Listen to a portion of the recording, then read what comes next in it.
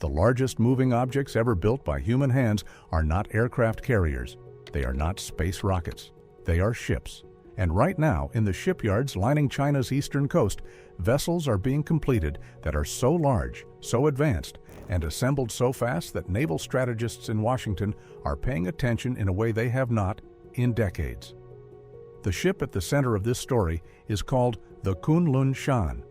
It is 380 meters long. Standing at one end of it, the other end disappears into the distance.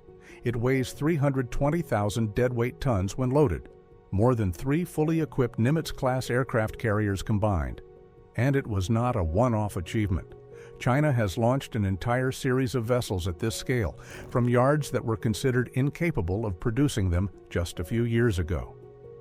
To understand why this is so significant, you first need to understand something that most people never think about.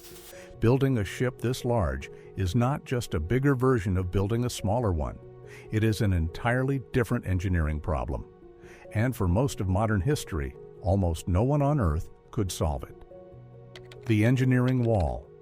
Nobody talks about a vessel of this class.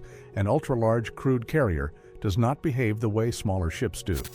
At 380 meters, it does not ride over ocean swells. It bridges them.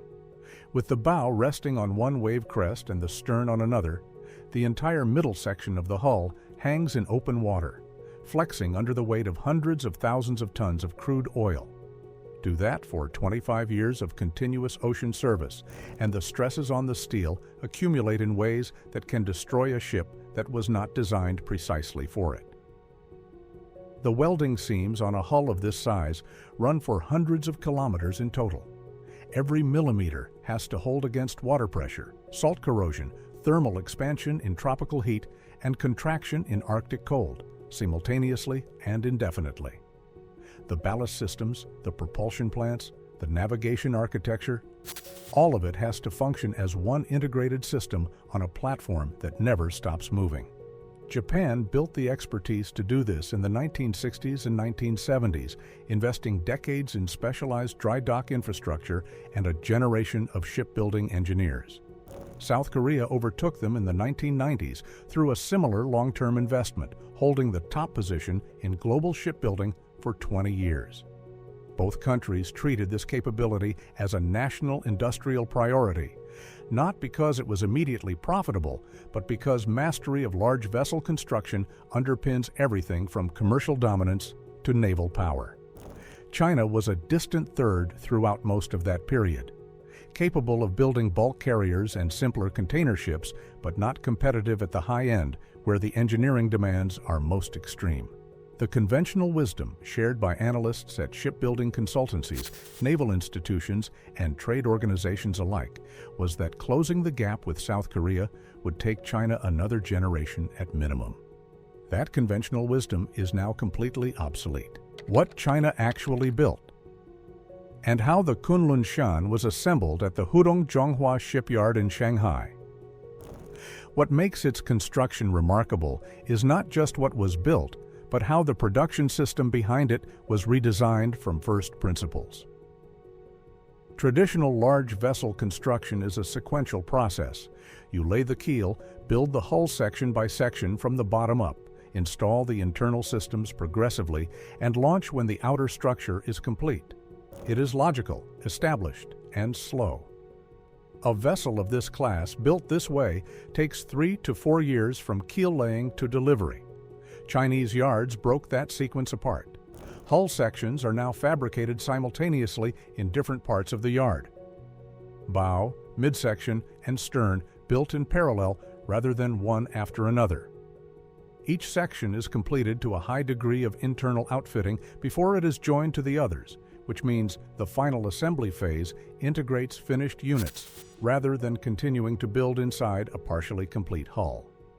The robotic welding systems operating on these sections work around the clock, achieving consistency that manual welders cannot maintain across a 12-hour shift.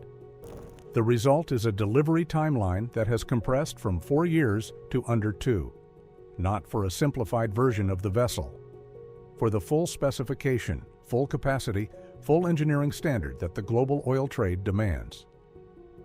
China now holds more than 50% of global shipbuilding order volume.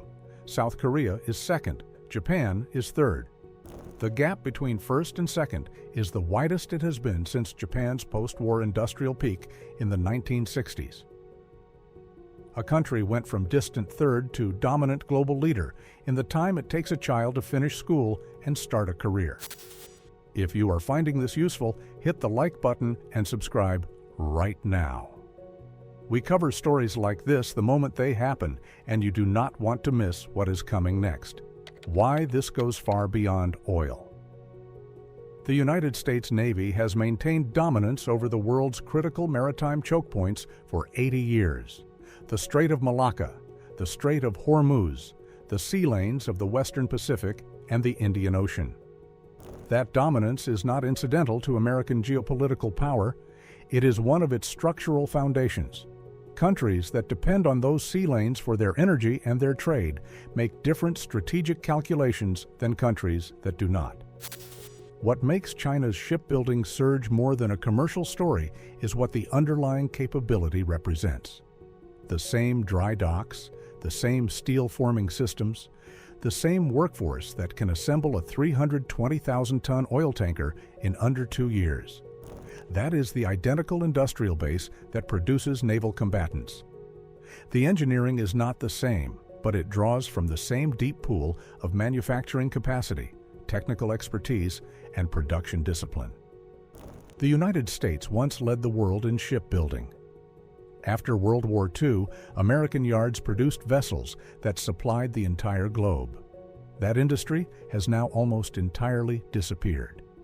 The United States produces a handful of ships per year, mostly for domestic use under the Jones Act, at costs that are not competitive on the global market. The industrial infrastructure required to build large vessels at scale no longer exists in America at any meaningful capacity. Congressional Research Service reports have flagged Chinese shipbuilding capacity as a long-term national security concern, not because any individual tanker poses a direct threat, but because a country that can sustain this pace of large vessel production has demonstrated exactly the kind of deep industrial capability that determines what is possible in a prolonged conflict. The United States, by contrast, has allowed that capability to atrophy to the point where rebuilding it would take a generation. The Kun Lun Shan is already at sea, moving crude oil across oceans. The yards that built it are already filling the next order book. And the country that designed this production system did not arrive here by accident.